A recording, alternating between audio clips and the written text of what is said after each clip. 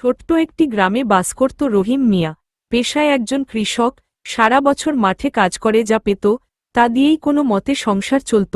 তার একমাত্র সন্তান রোজিনা ছিল একেবারে রত্নের মতো মেয়ে, পড়াশোনায় দারুণ মেধাবী, এবং তার চেয়েও বড় কথা, সে ছিল ভীষণ দয়ালু ও দায়িত্বশীল। রোজিনা যখন পঞ্চম শ্রেণীতে পড়ে তখনই স্কুলের শিক্ষকরা তার প্রতিভা দেখে অবাক হয়ে যায়। সে ক্লাসে সবসময় প্রথম হতো আর বাড়ি ফিরে বাবার কাজে সাহায্য করত।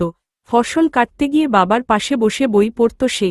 একবার স্কুলে একটি জেলা পর্যায়ের প্রতিযোগিতা হল, বিজ্ঞান মেলা।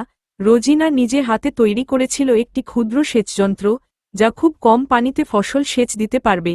সবাই অবাক হয়ে গিয়েছিল তার উদ্ভাবনী শক্তি দেখে। সে মেলায় প্রথম হয়।